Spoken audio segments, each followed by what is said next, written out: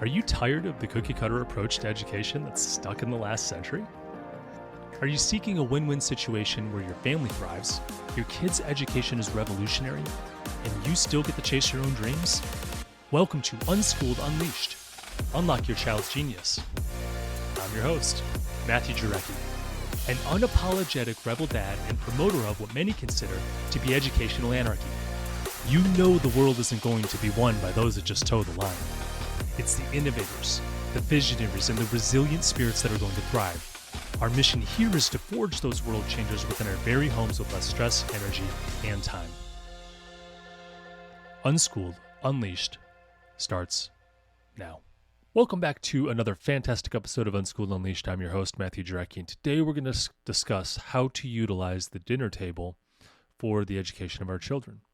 We're also going to dive into how to make it build relationships and how to just have some fun in general, and just different ways to use the dinner time together in order to have everyone grow together. Something that we do in our household, so I thought I'd pass along what we do and maybe some ideas that we might even use in the future onto you guys. So with that, let's dive in. In my household, we like to serve a side of education with every meal. And I say that jokingly, but we do try and do that. And it's not always appropriate. We got to, read the table, read the room. Because if we're just having a rough day, maybe it isn't appropriate. But I can say most days, it's a great opportunity to sit down at the dinner table with my children and build relationships. They can learn, they can ask questions, you get to find out what's on their mind, you can tell them what's on your mind, and just get in some good discussions and allow them to really individualize themselves. They can have their own opinions, and this is a place to respect that, to build that relationship of kind of the back and forth where they might actually disagree with you and you can discuss that kind of stuff. I think it's a great opportunity to do that. Now, the first thing I'm going to say, this only happens if you put down your phone. Put down your phone, don't eat in front of the TV. We try and make it a regular thing to eat at the dinner table, although that comes and goes because oftentimes the busyness of the day can take over and then everyone's eating at 9 o'clock and it's just go, go, go, go, go. I get it. But given a choice, this is what we do. So first rule, put down that phone. Put down the phone, shut off the TV. Don't have any distractions. Make the focus eating the food and connecting with your children. Just get rid of it all. Make it a standard. You have to put down your phone, especially if you have children who have a cell phone. You have to put down your phone in order to set the example, model that you don't bring the phone to the dinner table. None of my kids have cell phones, and I rarely have my phone at the table unless there's something that me and my wife are trying to discuss and look up while we're eating dinner. You get some of those busy days. But that's a rarity. It's really a minority. I really make it a point to go over and put it on the charger. Don't look at it. Leave it alone.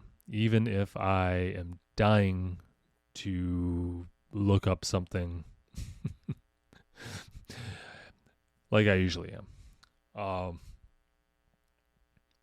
Anyways, moving on. That's number one. So when you do that, then you have the opportunity to dive in to these relationships, to education, to, just conversations. It's really cool. So one thing you can discuss at the dinner table, and we're going to go through just things you can do at the dinner table here. One thing you can discuss is the dish origins and maybe even get into some culture stuff, right? So if you're having Mexican food, you can talk about where Mexico is, what the culture is like. You can teach some Spanish. You can, because a lot of the foods are in Spanish names, at least that we use here in the United States. And you could talk about even some of the cultural significances of food. For example, my heritage is Polish and Czech, majority. And we have some family dishes, and we talk about where the dishes came from. We even go into some family history with some of it. And it's just a cool opportunity to be able to discuss that stuff. You can also go into the geography, For example, where is Poland? Where is Mexico? Where is whatever, the food, whatever the food came from? What is it like there? What is it grown in? And you have these opportunities to discuss even the climate that it needs and learning about all this stuff. It's just that the doors start to open when you start to look at the lens of this is an opportunity to have my kids learn about the world and more when you start to look at it this way. And really, this is what unschooling is all about, is just using every opportunity to explore, to be curious, to learn. Learning is not an activity that we sit down and force ourselves to do, although there are times for that. Learning is more so, the majority of the time, an opportunity just to be curious. So dinner time's a great time for that. You can also discuss world events, national events. Of course, you got to keep this appropriate for children, but you can have news from around the world, something that you read that day, something that you saw, maybe they saw something. And this is a good opportunity to express how you view the situation. And what I try and do is never express the right and wrong. I try not to make it so black and white because very few things are. But things are so polarized today, it's easy to do that. I still try and present both sides equally on a topic. And when you do that, I think it leaves room for them to process it and have their own opinion. And I think that's very beneficial. I think that's really beneficial to do just in general with people, because then you don't offend everyone all the time. People are just so offended today about everything. And I do that out of respect just because that's who I am. That's what I've always tried to do. And I can see both sides of things oftentimes. However, sometimes it is a challenge. So just keeping that in mind and allowing them to use their brains. And that's really what we're trying to do with at least with my education. And then I think that's one of the reasons you listen to this, is to figure out how to get your kids to think for themselves. So you can present these options of what's going on in the world and how people are viewing it. And those diverse topics can be a discussion. And you could try and empathize with one side, even though you might have an opinion on the other side. So great opportunity to be able to hold the two opposing ideas in your head and show your kids how to do that, because that's a huge sign of maturity when you can do that. Again, you're going to want to, at least what I want to do, is have my kids have their own opinion then, right? I want to hear what they think. I want to hear their perspective. Not that they need to be staunch in it by any means. Of course, we want to evolve, and we want to show them even our opinion evolves. When we hear what they say, maybe they change our mind. And I try and make it a point to try and hear what they say and change my mind every once in a while if they make a good point. But this is a great opportunity to have them just be able to stand by what they think. They use their brain, and then they are able to articulate that. I think this is going to serve them well in the future, because I think people are just so staunch in their opinions. When you're able to understand someone else, even though you don't agree with them, I think is going to be a huge skill set in the future. Moving on, you can discuss health and education when you eat. I mean, the basis, at least in my opinion, the most basic things about our health are the things you just don't even think about sometimes. For example, the food we eat. What is in your food? We were reading the ingredients last night and trying to figure out what it is. And specifically, it was my son bought a whole bunch of fruit snacks. And in the fruit snacks were a whole bunch of dyes and stuff we had no idea what it was. And just discussing putting that in your body and what real food is, while I sit there and I'm eating whole foods in their natural form. That's primarily what I focus on. And the differences between the two. And I'm not going to demonize the other foods. I just talked about my concerns with foods that contain a bunch of, in my opinion, nonsense. And I had my own opinion, but I allow them to make their choices too. Of course, if I'm buying the food, I'm going to buy quality food for them. So I hope to set them up for success in that way. And I discuss why. I also discuss when we were going into the ingredients, we also discussed vitamins, and it was a good opportunity to talk about what vitamins are, what minerals are, what are the nutritional components of food, period, carbs, proteins, fats, how proteins break down into amino acids. And we just kind of went into this thing. And you got to remember too, as I'm sitting there talking to my 10-year-old, 8-year-old, and 5-year-old about how proteins break down into amino acids, I'm like, man, am I getting too deep? I'm probably getting too deep. And then I just thought, you know what? I can bring this up at any point. We've talked about this in the past. They make it a game when I ask them, does anyone know the 3 components that our food is made out of, that, our body uses? And they remembered 2 out of 3, which was pretty good. And we'll go into it again some date in the future, and we'll have more discussion about how your body processes food and how it's used for energy, and that's the primary use for it. Also, we talk about just the basic health stuff like exercise and how your body uses that energy. So it's just a good opportunity to set the stage for general health in the future, because I think that is at its core, health is what you eat and how you how you physically train your body to be able to survive and thrive in this world. Now, I don't want to completely throw out the mind, because I think it has 100% effect on your body. However, that's a little more abstract, and I haven't gone there yet. But maybe that's something you want to discuss. Moving on, understanding some science with food. So like food science stuff. We talked about it was last night's discussion. This is really why I made this episode, is because we had such a good discussion about health. We discussed what GMOs were, because someone asked, "Oh, what's a GMO?" Because we had something on the table. It was my son's fruit snack. It said non-GMO. So we got in the discussion of what GMOs are, what organic food is. When we talk about organic, we can't talk about organic without talking about what pesticides are and what herbicides are, and all that stuff, and the stuff they put in your food and all the stuff that we discussed, right? We also talked about preservatives and what processed food is. All these things are great things to talk about, and especially in the future when we're looking at the Western diet. It's just so, I don't know. It just doesn't seem to be having good results as far as people's health. It's super good, but it's super unhealthy. At least some of the stuff they put in there, like all the seed oils and all the, whatever it might be. It's just, man, super processed food seems to be really hurting us as far as I can tell. So we talk about that stuff too, and future health, and what, not taking care of your body does by not doing what the right things as far as your diet. And all these are great things to talk about. You don't want to scare them, of course. And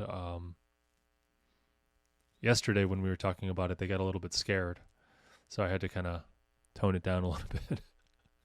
You don't want to scare them and say that it's going to happen. This is going to cause disease. This is going to cause, pain or suffering or something like that, right? But you don't want to say in moderation, at the very least. At least that's my philosophy. I make a habit of eating good, healthy food, and then the exception is I eat something that might not be as healthy for me. But I still try and eat good options even within that. Moving on. We also like to do this. This has been a common theme. It's hard to find opportunities to teach this stuff, and maybe it's not. Maybe I'm wrong about this. But math at the dinner table. It's just such an easy time to have fun. Make math fun. So we do a lot of mental math. So, hey, does anyone know what 4 times 7 is? And seeing if someone can get that. And then you start doing, what are fractions, and just trying to get them thinking and understanding the concepts of something. We might even discuss what, division concepts, which has been more of a recent thing for my 8-year-old, and percentages. All these things are very easy to talk about conceptually. We we try and look at we pull up maybe a package with the box of ingredient, it has all the ingredients, and then I can't remember who it is in the United States that puts the little nutritional value stuff on there, and they break it down into percentages. But that's a good opportunity to talk about the vitamins and then percentages with the math, and we compare nutritional values, all that fun stuff. We also explore science through cooking. And this is if your children are helping with the meal, which only makes it taste better, in the end when they're eating it.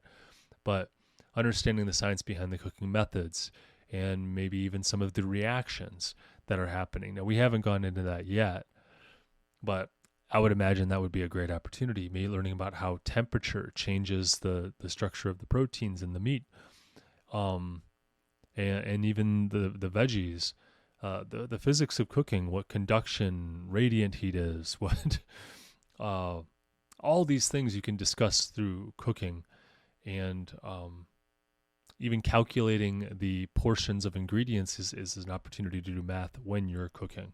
So tons of opportunities to learn some really cool things just by living life. Now, you as the parent need to know a little bit about this to be able to do that. So it might be a good opportunity for, your curious mind to go, I wonder why we have to cook this chicken to a certain temperature. And, hey, it kills this bacteria.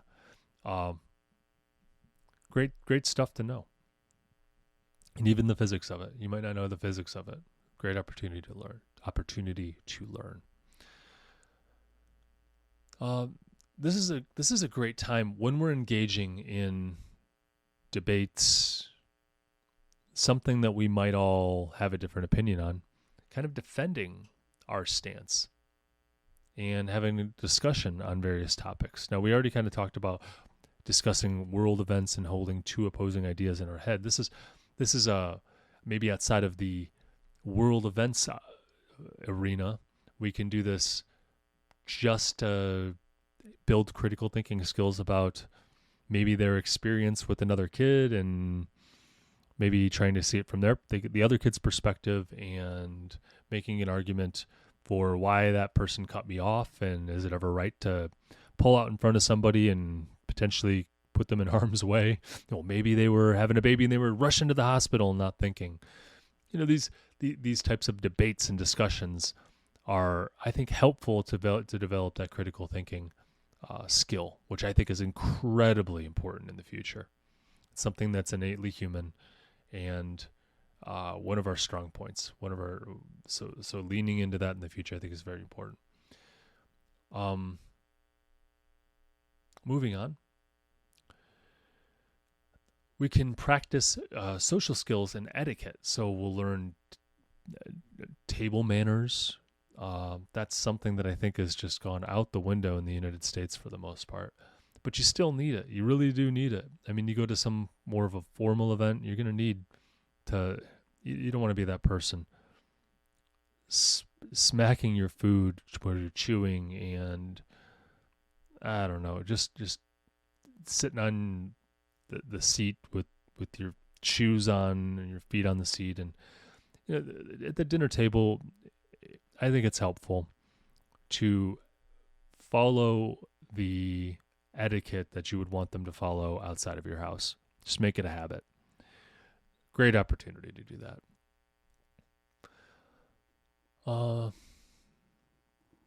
Respect and politefulness during meals, not interrupting people. These are all things that, as we build social skills, are very important, especially when we do have maybe different opinions at the table. Learning how to engage in that arena, building those social skills, I think is very helpful as well. Moving on, fostering, and this is more of the relationship building aspect of it, but fostering open communication about their lives. You got to create a safe space for kids to share their day-to-day experiences, where they can bring up something they're having a hard time with. That maybe isn't necessary to have like a one-on-one with, but hey, this is what's going on in my life and I'm trying to figure this out. That kind of thing. They present a problem and then you can talk through it with them. Again, establishing yourself as that you're always a parent, but I lack other words to use because the role I want to move into is just kind of that guide in life. I can point them in the right direction. They have full autonomy to make their own decisions when they're an adult, of course, but maybe I'm that person who they reach out to when they need to start formulating their own opinion about something, have their own ideas, the direction of wherever their life is going to go, and they're trying to figure that out. Coming to me and other hopefully wise people. I hope I'm wise when they come to me. But you want to establish yourself in that role, because even parents can be completely out of that role. Kid just wants to do whatever they want. They rebel against you especially, and you are not there to be a voice of wisdom. And everyone needs that, including myself. I actually meet with a guy on a weekly basis. He is he's not quite twice my age anymore, but he's I'm 43. He's 83. So he was 40 years old when I was born. And I think having those kind of relationships with people who have been down the path, that you've already been there, done that, and can pass on some wisdom is very valuable. And I just hope to be that in my kid's life. And this is a good opportunity to try and establish that role separate from the parent telling you what to do kind of thing. Even though that's not what we really do, or at least we try not to do. Still feels like that sometimes, and certainly there's dynamics in the household that feel like that when you're trying to rush out the door. This is a completely new dynamic that it's just another side to your relationship you can build with your kids. But I digress. You can learn from your daily experiences. You can discuss your life, set the tone, set the model. Like, hey, I ran into this today, and I'm having this issue at work. Let's say maybe you leave the names out of it, and you just discuss an issue you're having with this person who's picking on you, or you're running and you're beating your head against the wall because your team, if you're in a leadership position, your team isn't buying in, and just the struggles of that. So this is great learning opportunities, because they're going to formulate how they want to do this in the future, or they'll have referenced when they finally run into those situations. So yeah, your personal experiences, maybe your past personal experiences when you ran into big problems. I know my kids have asked some stuff about my personal life and how me and their mom fell in love, and and what some mistakes we made, and they want to hear stories. And it's a great time to really establish your legacy. I remember a lot of my dad's stories, and that's what you remember. You remember the stories. You remember the memories that you make, that kind of stuff. Also, sharing your faith. I know it was, 2 years ago today, I finally asked my dad, why he believed in God. I'd never asked him that. I was 41 years old the first time I asked him. And I have the reason I know it's 2 years ago today is because a reminder popped up that I asked him and what he said, because I really wanted to remember that. Because I'd never asked, and I realized he'd never told me. And I got I can't remember what we were doing. Maybe it was a little trip we went on, and I just decided to use that opportunity to ask my dad any questions that I had never asked. So I wrote down exactly what he said, and I see it every year now, so I'll never forget. But this is an opportunity for you to share your faith and why you believe what you believe. And I always give my kids the space to have a different opinion, because they will not have the exact same faith, the exact same belief system. It might look very similar, especially to just really anyone who knows them. But anyone I've ever talked to, we divide somewhere on what we believe. The shades of gray. You'll have, I go right, they go left, stuff like that. You need to have that space with your children too. So I always make it as, this is what I believe, and I allow them to choose, and I tell them why, and then I tell them why maybe other people don't believe it. and I present it with equal weight, but I certainly make sure I have them understand why I believe what I believe, at least to the best of my ability, not make them, but you know what I mean. I try and express it as clearly as I can because, it's the best I got, and I'm hoping they would adopt something similar. But they have a choice. They have a choice in this life. But daily conversations about that kind of stuff, I think, is a good thing. Another thing we do, and this is more when I'm feeling kind of adventurous, is we have these little flip cards it's called brain games. You might be familiar with it, that it's in Barnes and Noble and other places, any bookstore. They have it by grade level, but who cares about grade level? We got all different grade levels, and it's just fun to pull those out sometimes. You ask a question on the card, and it'll give you the answer. And it's fun for me to do it because it's like, the one we've been working on lately is like 3rd and 4th grade stuff. Some of that stuff I don't know.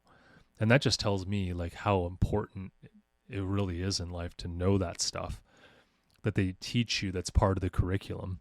And I haven't thought about it since I was in 4th grade. It's a good reminder for me, but it is a great opportunity to kind of dive in and learn something new for all of us at times. And sometimes it leads to bigger discussions. In fact, oftentimes it does, about how the world works. And at the kids, at my kids' ages, 10, 8, 5, they're really just trying to understand the world and put it together. That's all they're trying to do. Make connections and really try and figure out how this world works. And once they figure that out, then they have an opinion and they think they know everything, right? My kids aren't there yet, thank goodness. But we're headed there soon, and I'm hoping to teach them during these dinner conversations how to hear other people's opinions and not think that we're always right. But that's a challenge. We also use mealtime, with these brain games too, with stuff that's helpful for memory. For example, the times table. We do some kind of challenge with that. And you can also do that with other stuff, like science stuff that you might want to know. I know one thing that for some reason I got stuck on this. I would ask them quite frequently, what 3 components do you need to start a fire? I think there's probably some safety concern to a point one day, but also interesting to know because it's science. You need something to burn, right? Some source of carbon. You need a spark and you need oxygen. And my kids have that memorized for the most part. Sometimes they put it in different words, and that's fine. But they get the general understanding of it. And I think that's helpful when you are able to revisit that stuff and they can remember it. I'm sure there's probably more important things to memorize, but that's what we've memorized so far. Moving on, we discuss at our dinner table at times, this has come up, planning and preparation of meals, how to do that so we can eat healthy. We talked about that, understanding the importance of just time management in daily life and how everything fits in. We discuss how the day went, right? My kids just the boys at least started doing laundry as part of one of the ways they chip in our family. And waiting to the last minute is not productive for them because then they get to miss out on evening video game time. That's never good. So we might discuss how they can improve, or at least brainstorm with them. Really, we put the responsibility on them to do it. But when they're struggling, of course, or if they ask, we give them some things that we would do to help with that. Because time management's an incredibly important skill. This is not something we do.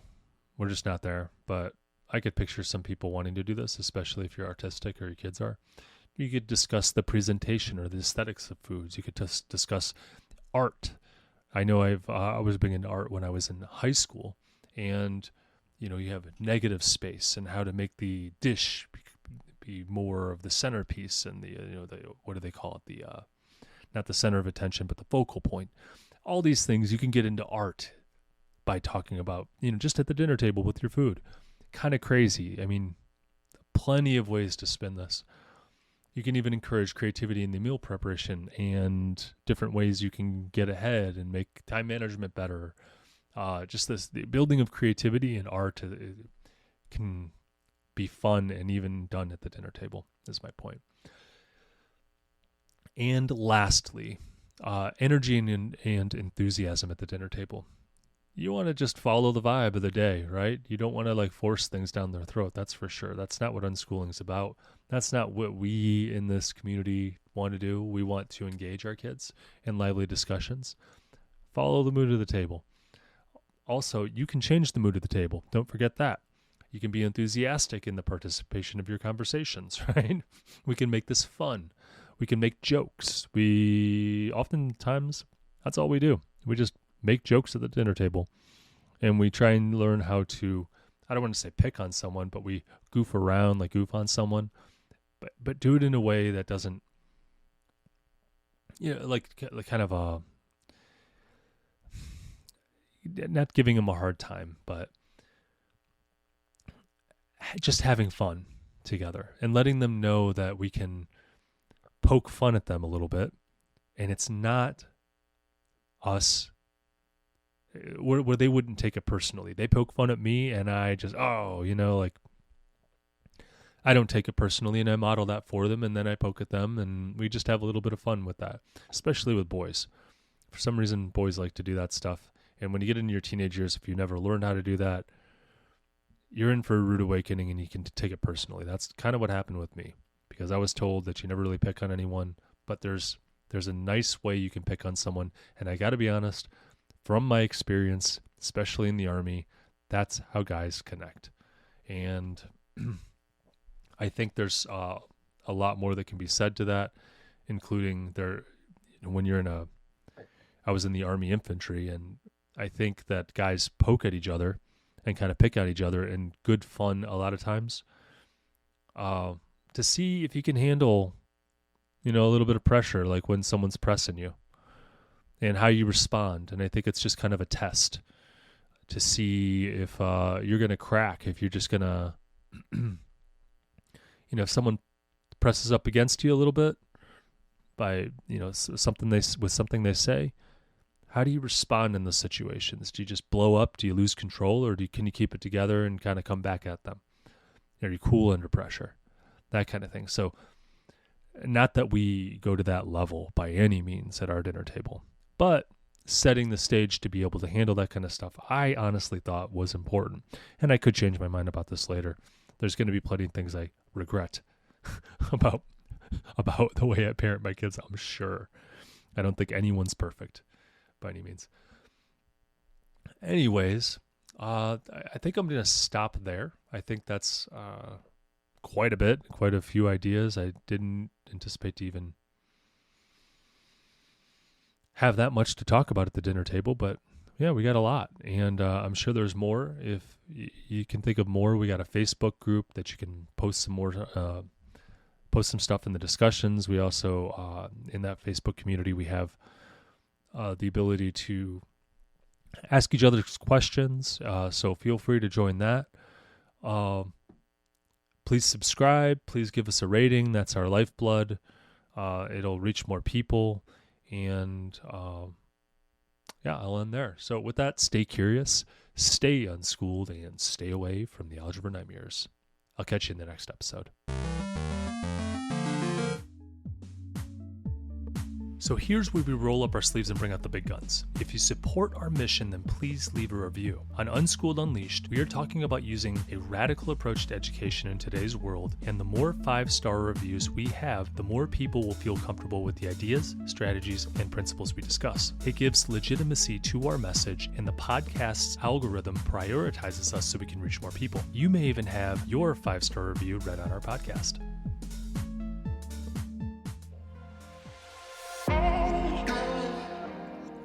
Before I let you go, I have to pause and say this from the bottom of my heart. Thank you. Your presence here is the fuel that ignites this movement. I am incredibly moved that you trust in us enough to click play. You, my friends, are the caped heroes in this story, the guardians of your family's learning journey, and a beacon of hope for your community. Be bold. Do what you think is best for you and your family. Thanks again for tuning in and taking this courageous leap outside of the box for this educational revolution. Welcome to the front line.